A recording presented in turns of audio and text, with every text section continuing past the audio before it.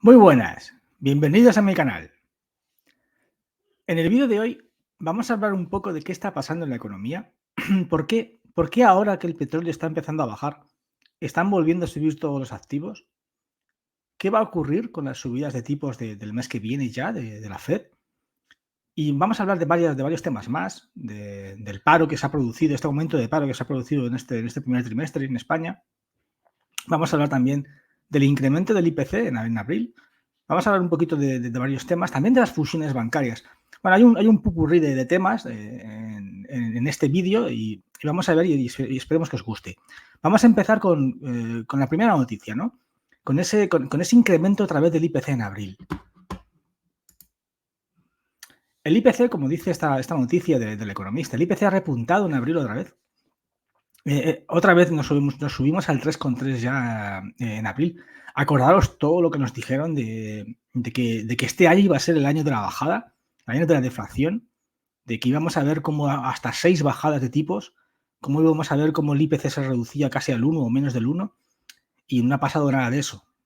Otra vez tenemos el IPC alto, otra vez ha vuelto a subir. ¿Empujado por quién? ¿Por qué ha vuelto a subir el IPC? Empujado por el petróleo. Esa es la clave de todo. Llevo muchos vídeos diciendo siempre lo mismo, pero es la realidad. En este vídeo, con las gráficas que os voy a mostrar, os va a quedar a todos mucho más claro.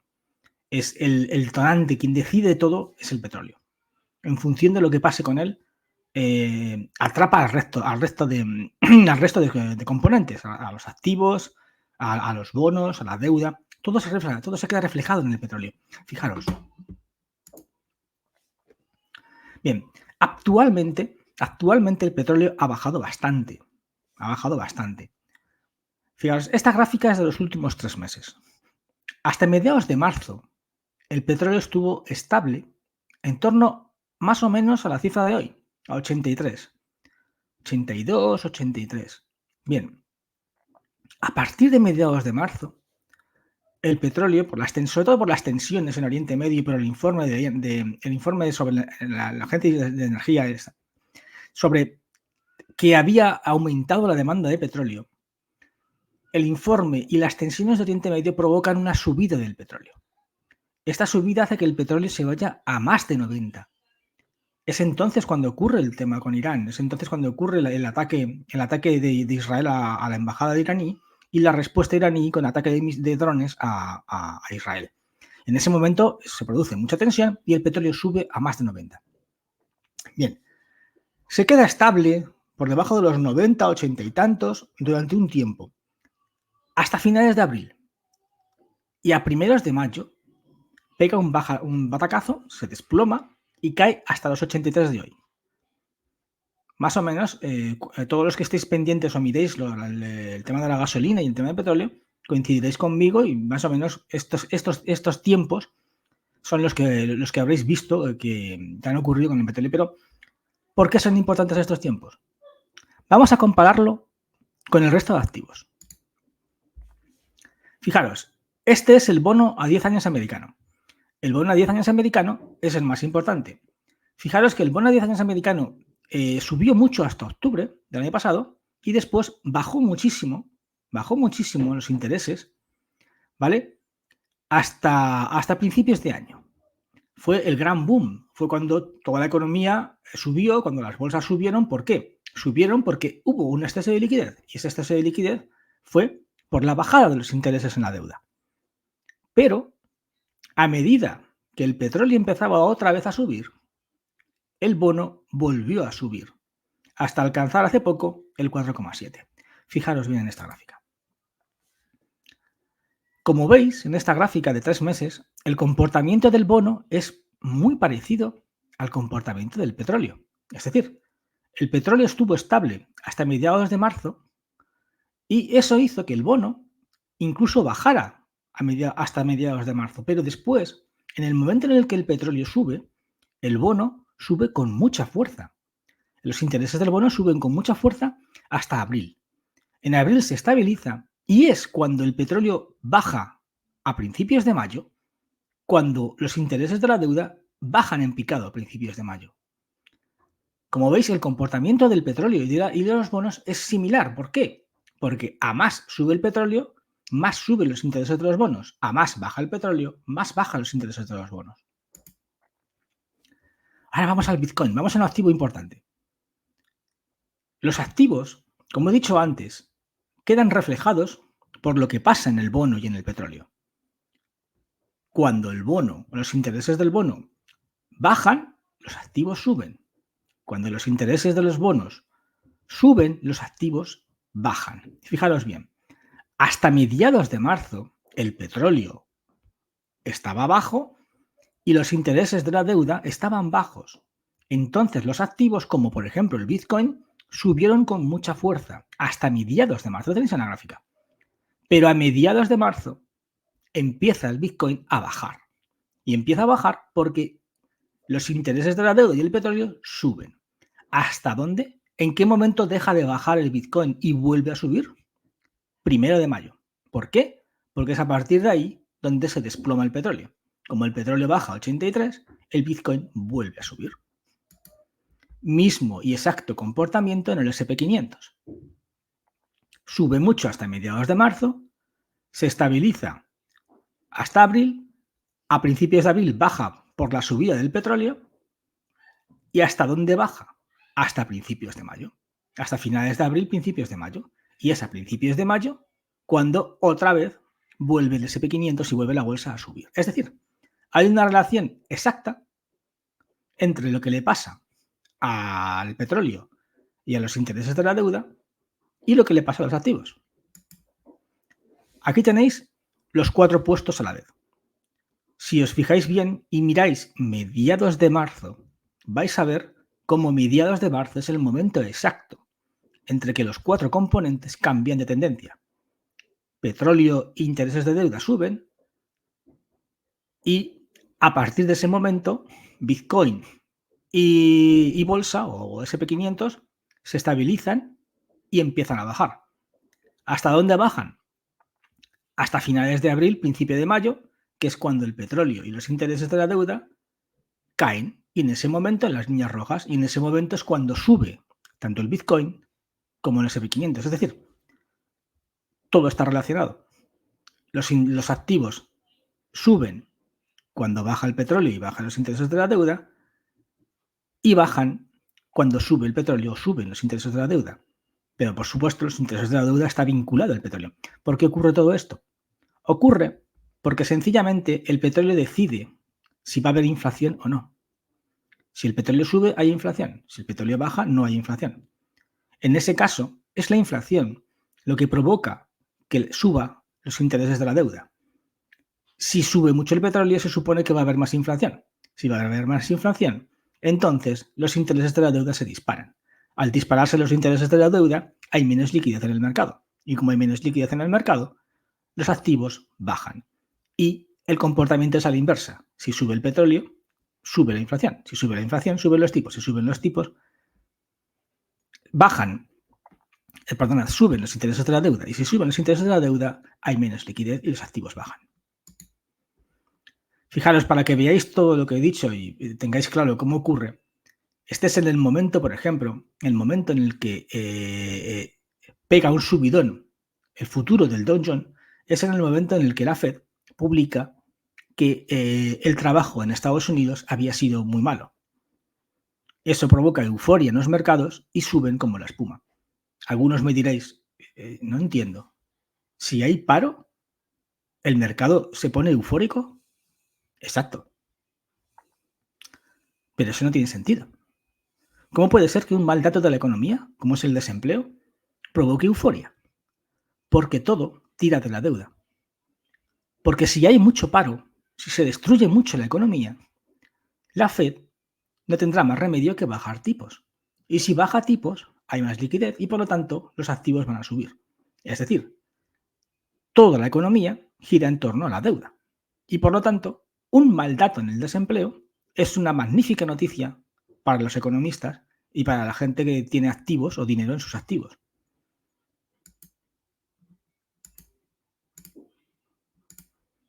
Vale. Nos acercamos a momentos claves, ¿vale? Aquí os he puesto en esta gráfica, esta gráfica que he cogido del Economista, donde vienen las próximas subidas de tipos, ¿de acuerdo? Las próximas subidas de tipos claves, 6 de junio, 18 de julio, 12 de septiembre. Vale, el BCE ya ha dicho que en junio, el 6 de junio, va a subir tipos sí o sí, ¿de acuerdo? Eso lo va a hacer. Además, ahora con más razón, porque ahora que estamos en una tendencia bajista en los intereses de la deuda y en el petróleo, pues se va a cargar de razones y por supuesto que va a subir. De hecho, el mercado, como ha bajado el petróleo y se supone que va a bajar la inflación, da por hecho ya, empieza a volver otra vez a pensar que van a haber dos bajadas de tipos este año. Cuando hace apenas unas semanas, no hace ni 10 días, pensaban que iba a haber una o ninguna, porque el petróleo estaba casi en 90. Fijaros hasta qué punto es importante el petróleo. El petróleo le decía todo. Si se va a 90, adiós bajadas de tipos. Si baja a 80, hola bajada de tipos. Hola bajada de tipos. Es increíble todo. Pero ya veis, la Fed ya ve otra vez dos bajadas de tipos, una en junio y otra en septiembre. O sea, ¿por qué? ¿Por qué ven dos bajadas? Por el petróleo, única y exclusivamente por el petróleo. Hasta hace 10 días las noticias eran totalmente distintas. Por eso muchas veces muchos decís, es que has dicho que va a bajar, has dicho que va a subir. Es que es imposible acertar al 100% en algo porque de un día para otro cambia completamente. Solo podemos ver tendencias y podemos analizar tendencias, pero poco más puedes hacer. Porque si de repente pasa algo y sube el petróleo como una espuma, todas estas noticias las puedes tirar a la basura. Bien, y en esta era de la hiperdeuda, ¿qué pasa con los intereses de la deuda? ¿Por qué es tan importante? Fijaros esta gráfica. Estos son las proyecciones de lo que va a tener que pagar en intereses Estados Unidos en los próximos 12 meses. Actualmente está en torno a $1 billón lo que pagan intereses. Pero si seguimos a estos tipos de interés, a los actuales, si no hay bajadas de tipos, para el año que viene nos iríamos a 1,7 billones de dólares.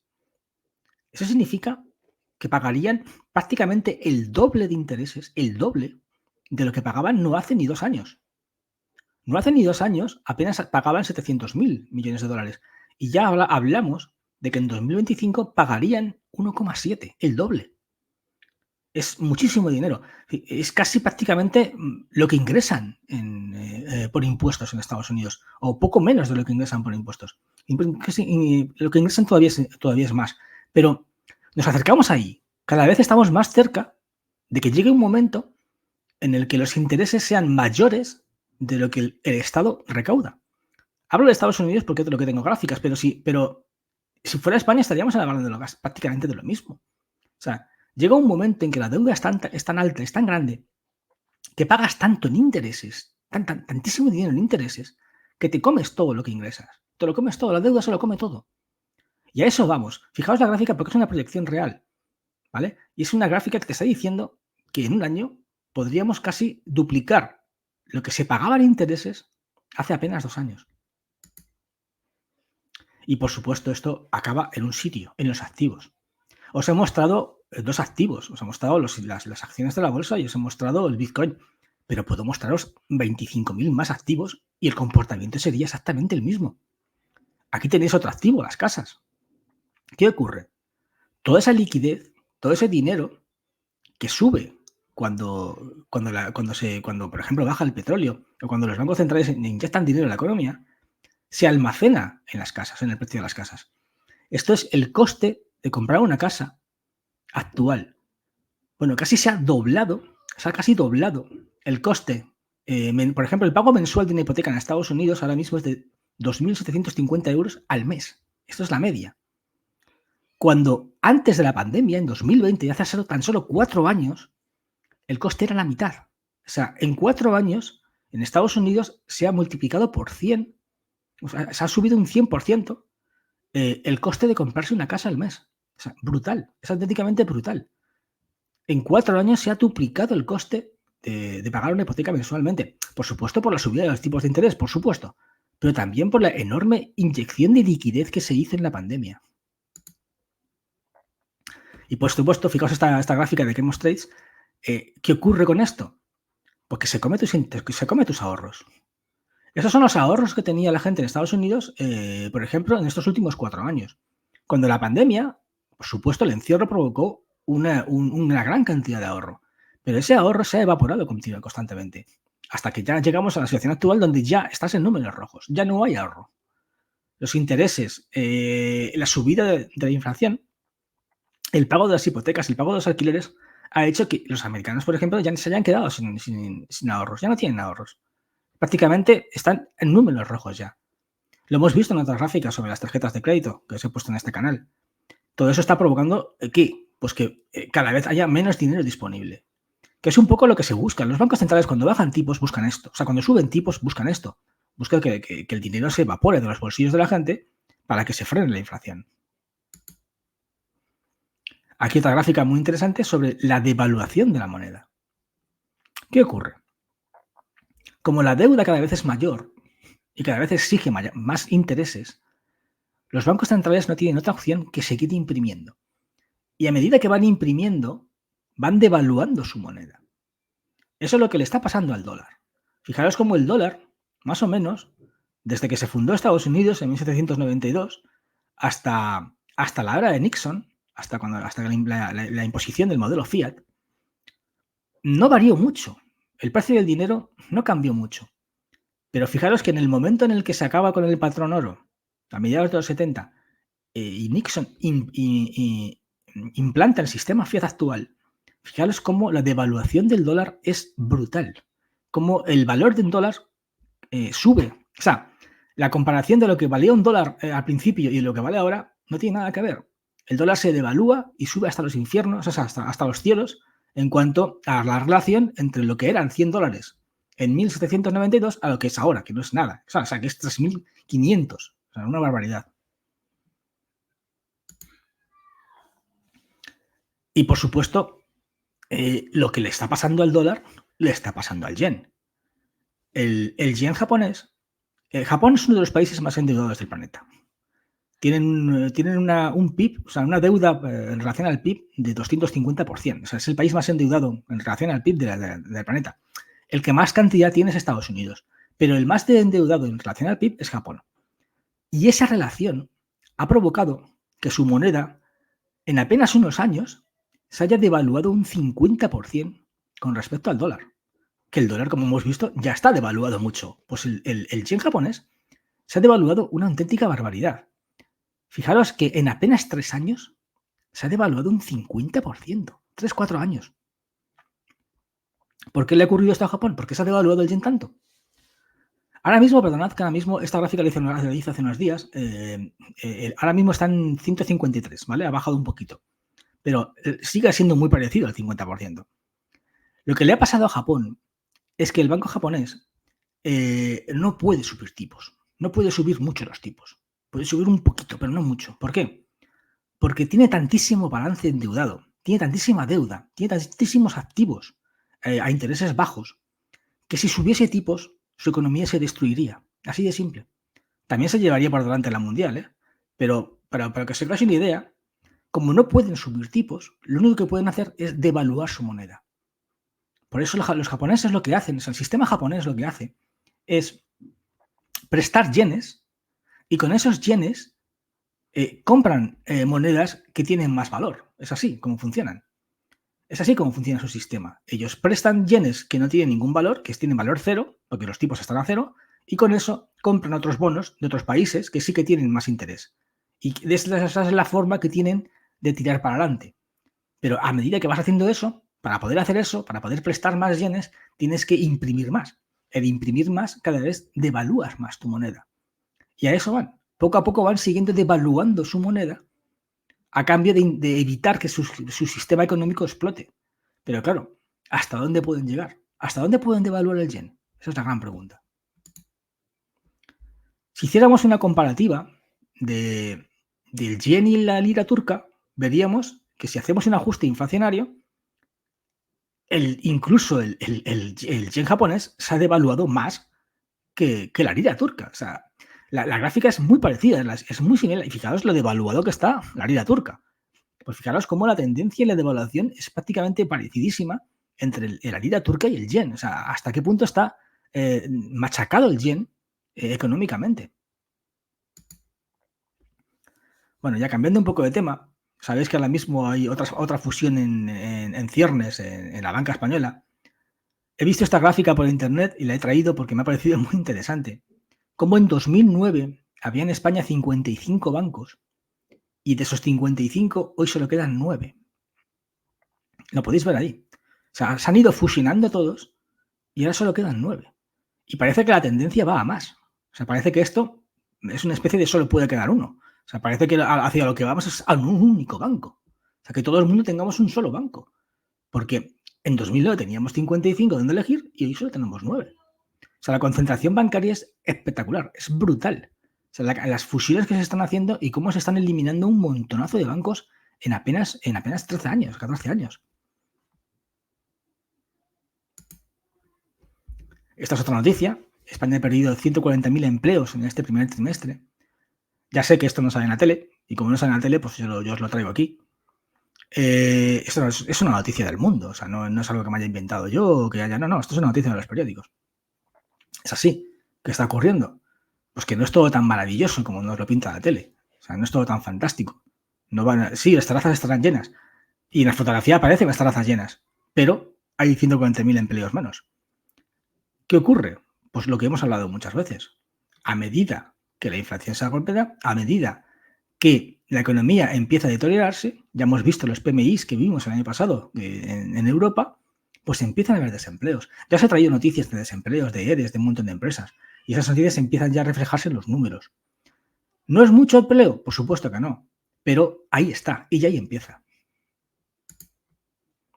Esta es otra gráfica que he visto que me ha parecido muy interesante, que es el número de hijos que tiene, es el porcentaje de número de hijos, o sea, el porcentaje de mujeres que tiene 0 hijos, por ejemplo, en la línea roja, en Estados Unidos a los 34 años. Como podéis ver, a los años 60, años 70, lo normal es que hubiera 3 niños. Luego después, en los años 80, lo normal eran 2 hijos. Bueno, pues ahora ya lo normal es un 0 hijos. Ya ni siquiera 2 o 1, no, o ninguno, ya es ninguno. O sea, ahora mismo la mayoría de las mujeres o la mayoría de las familias, da igual. Esto es de Estados Unidos, pero aquí no puede estar igual también, aquí en España. Sencillamente dejan de tener hijos. O sea, ahora mismo es muy difícil, la economía es dificilísimo todo. Se va todo el dinero en pagar hipotecas, sin pagar alquileres, y el coste de la vida pues provoca esta gráfica, efectivamente. O sea, la natalidad, estamos en números malísimos, no solamente en España, también en Estados Unidos y en el mundo entero. Por eso es que debe traer esta gráfica, porque para mí es muy, muy, muy significativo lo que ha pasado. Por último, otra noticia que he visto, que la he visto en La Sexta, que me ha parecido también interesante, que es que en Francia ya están haciendo toques de quedas para los menores de 13 años. O sea, a esto hemos llegado, ¿no? O sea, la inseguridad y la violencia que está provocándose en Francia ha llegado a un punto en que los ayuntamientos están cogiendo y están obligando a los niños, a los menores de 13 años, que se queden en casa a partir de las 11. Esto va a ir a más. O sea, yo lo tengo clarísimo que en toda Europa esto va a ir a más. O sea, y aquí también lo vamos a ver. O sea, la solución para ellos, esto es más fácil para los gobiernos. Implantar un toque de queda y que no haya nadie en las calles es mucho más fácil que poner más policía o poner más seguridad. Así que a esto vamos a esta situación parecida a lo que está pasando en Francia.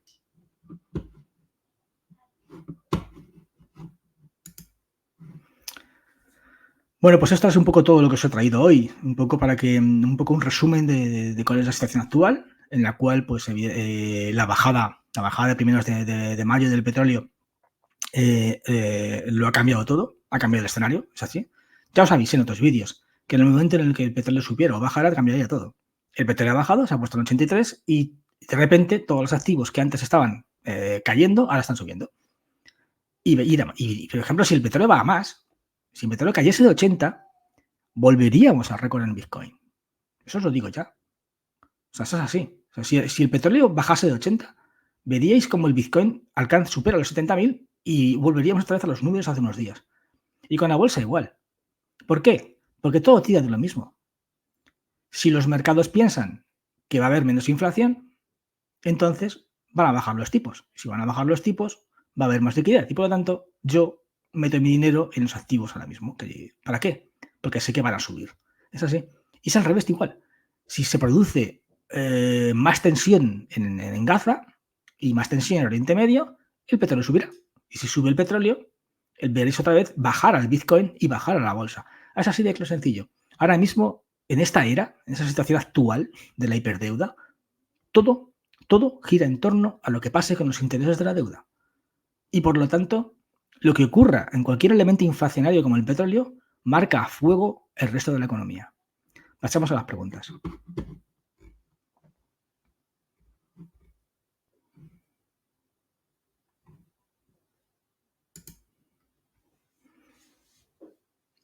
La superimpresión de 2020 nos está matando muy lentamente. Sí, ya lo has visto ahí. La superimpresión de 2020 es lo que ha hecho que los americanos, por ejemplo, que muchísima gente esté pagando el doble en su hipoteca o en su alquiler de lo que se pasaba hace 4 años. ¿Por qué?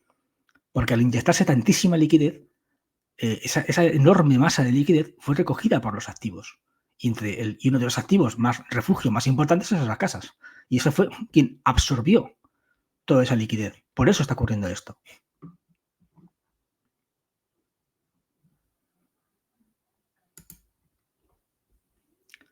Pero los países no paran de comprar oro para reparar su deuda.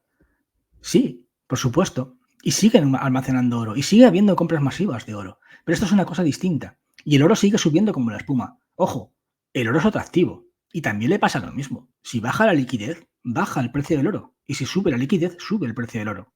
Pero como además los bancos centrales están acaparando oro porque cada vez las monedas valen menos, ya has visto la gráfica de Estados Unidos, ya has visto la gráfica de Japón, como las monedas fiat cada vez valen menos, los bancos centrales ya no pueden almacenar dólares en sus balances. ¿Por qué? Porque el dólar cada vez vale menos. Entonces se fían menos del dólar. ¿Qué hacen? Compran oro. A algunos me diréis, pero entonces el valor del dólar bajaría. Ya, pero ocurre una cosa. Los intereses de los bonos se pagan en dólares. Entonces, cuando sube el petróleo, suben los intereses de los bonos. Y cuando suben los intereses de los bonos, los países, para poder pagar esos intereses, para poder pagar el precio del petróleo en dólares, necesitan dólares. Entonces lo que hacen es devaluar sus propias monedas. Es decir, a medida que sube el petróleo, sube el dólar. Hay una proporción total. O sea, una subida del petróleo provoca una subida del precio del dólar. Por eso el dólar se sigue manteniendo fuerte. Aunque los bancos centrales de los países hayan comprado mucho oro. Aunque tengan muchísimo oro y hayan vendido reservas en dólares, sigue estando muy fuerte el dólar porque la compra de petróleo se sigue haciendo en dólares. Recordad que, por ejemplo, Europa antes, por ejemplo, compraba petróleo de Rusia, pero ahora ya no compra ni una sola gota de petróleo de Rusia. Todo el petróleo que traemos es de Estados Unidos, mayoritariamente. Y de Nigeria, sí, me diréis, sí, pero de Nigeria, de África, lo que tú quieras. Pero de Estados Unidos es el principal. Cuando hace apenas 4 años o 3 años el principal era Rusia. Eso lo cambia todo. Necesitas dólares para comprar eso. Y lo que haces es vender tu moneda, vender tus bonos para obtener dólares. Es así de sencillo.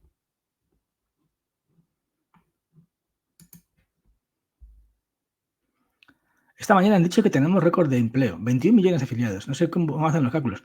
Yo te traigo una noticia de hace unos días. ¿Te la puedes creer? O sea, aquí en esto es como todo. Tú puedes creer a la tele o creer esas noticias. Haz lo que quieras. Pero los datos de la EPA son claros. Esos 140.000 empleos menos en esos 3 meses son reales. Ahora, la tele contará la peli que quiera, como siempre. Pero claro, récord de afiliados es una cosa y de empleo es otra. No es lo mismo siempre. No siempre coincide.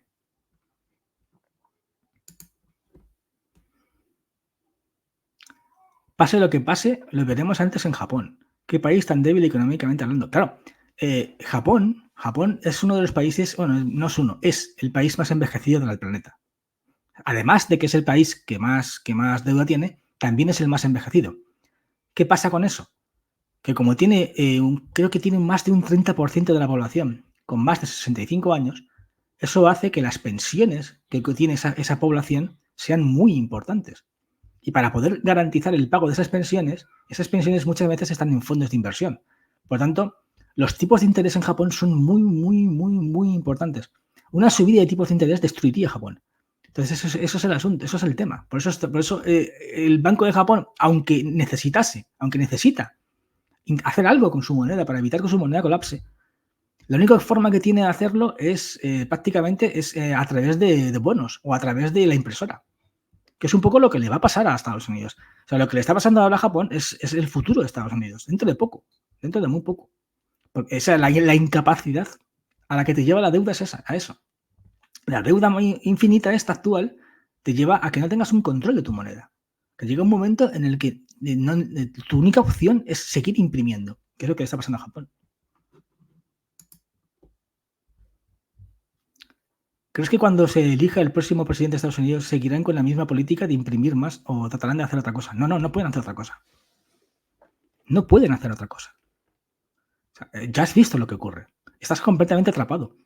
Estados Unidos lo único que puede hacer es intentar, mediante su poder militar, conseguir que los intereses de la deuda bajen. Y para ello necesita un petróleo barato. Yo lo he dicho muchas veces. Por eso siempre cuando sobrepasa los 90 digo lo de que pasarán cosas. No es porque sea divino o tenga una bola mágica y diga, anda, mira, van a pasar cosas. No. Es porque no le queda otra a Estados Unidos. Tiene que conseguir que ese 90 baje. Es como si fuese una olla a presión. Cuando superas el nivel de 90, la olla empieza a pitar y tienes que, como sea, bajarla. Entonces, lo único que puede hacer Estados Unidos es bajar eso. Bajarlo, intentar bajarlo como sea. A tortas, pues a tortas, como sea. Pero intentar bajarlo.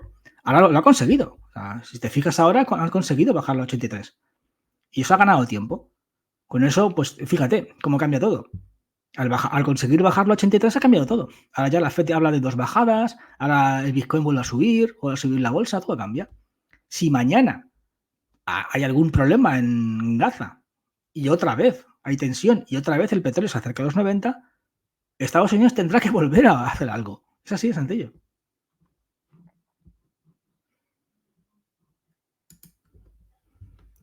¿Y cuál es la solución? La patada adelante. No hay solución. Tienes que seguir. El show debe continuar. O sea, no hay una solución. No tienes otra opción que seguir imprimiendo. Esto va a seguir. O sea, ya lo has visto en las proyecciones. Estados Unidos pagará cada vez más intereses de deuda y necesitará imprimir más. Porque no tiene capacidad otra opción. Porque solo tiene 2 opciones. O imprimes o que te baje mucho el petróleo. Pero para que te baje mucho el petróleo tienes que aumentar muchísimo tu producción. Y tu producción ya está al máximo. Ya estás en el pérmico, estás ya al máximo. O sea, de hecho, si al final los informes que hablan de que va a bajar, de que estamos en un peak oil y que el año que viene va a haber un peak oil en el petróleo, pues sería un enorme problema para Estados Unidos. Una bajada de su producción en el petróleo sería terrible. Terrible. Entonces, yo pienso que ahí harán lo que sea, pues lo que sea. Porque tienen que continuar como sea todo esto. Creo que Putin ha utilizado hoy hacer prácticas con nucleares tácticas, ¿es cierto? No, la verdad es que no lo sé, tendría que mirarlo. Si lo ha hecho, si no lo ha hecho. Yo veo muy difícil que los rusos jueguen el papel nuclear. No les interesa. Yo lo veo dificilísimo eso. ¿Que amenacen? Sí, pueden amenazar. Ahora, hacerlo. Yo creo que con todo lo que han hecho ya Estados Unidos y los potencias occidentales en Ucrania, han enviado tanques, han enviado aviones, casi soldados y no ha usado el armamento nuclear. Si no lo ha usado es por algo. O sea, yo lo siento, si os queréis creer las noticias de muchos youtubers de que va a usar armas nucleares, creérosla. Estáis en vuestro derecho. Yo ya te digo ya que ha tenido 1000 opciones antes y no lo ha hecho. ¿Por qué? Pues porque no le interesa. Otra cosa es asustar. Asustar sí, pero hacerlo.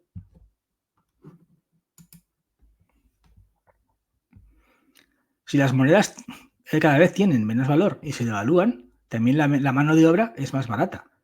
¿No lo estarán haciendo a propósito para empobrecernos y poder ser productores poder ser productores? Cosa que a día de hoy es imposible. Pues puede ser. Empobrecernos, están empobreciendo. Las gráficas que te he traído sobre haciendo una comparativa de cuál era el sueldo en oro en el año 2000 y cuál es el sueldo en oro a hoy, ya es un 600% menos. O sea, te has empobrecido tú, con tu sueldo, te has empobrecido un 600%. Un 600%. Para que te hagas una idea de la cantidad de riqueza que han almacenado. A medida que tú que cobrabas en el año 2000, no me acuerdo cuánto eran, creo que eran unas 200 onzas de oro. Y hoy cobras, no sé si eran 19 onzas o algo así. Tendría que volver a mirar la gráfica. Sé que lo que sí me acuerdo era la cifra, 600%. O sea, tú cobrabas en oro hace 20 años un 600% más de lo que cobrarías hoy, de lo que cobras hoy en oro. Ahí te queda claro la devaluación, lo que han hecho, ¿no? Como nos hemos empobrecido todos, como nuestros sueldos han empobrecido y como sus activos han quedado iguales o más.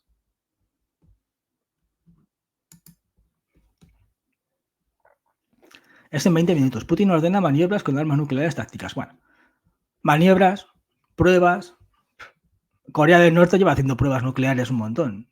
Rusia también. Yo pienso que siguen siendo noticias para vender, pero que en realidad, bueno, pues la que tú te quieras creer. Es así, yo para mí es como lo veo. O sea, yo veo dificilísimo que ahora mismo Rusia se juegue la carta nuclear. Con todo lo que ha hecho Occidente, no sé, es que no lo veo. Otra cosa ya, que Occidente directamente enviase todas sus tropas y todos sus ejércitos a Ucrania. Entonces ahí ya, pues a lo mejor sí. Pero ahora mismo, sin eso, no lo veo.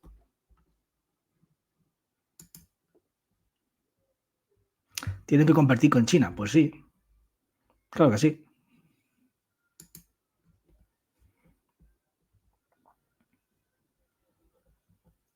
Ayer oí de una voz solvente que la Legión extranjera francesa está combatiendo ya en Ucrania. Hablo de uniformes regulares que esto tiene muy mala pinta, obedece a Estados Unidos. Pues puede ser, si no te lo niego. Si no te lo niego. Que los que estén enviando tropas en secreto, no te lo niego. Si puede ser, si seguro que hay soldados allí.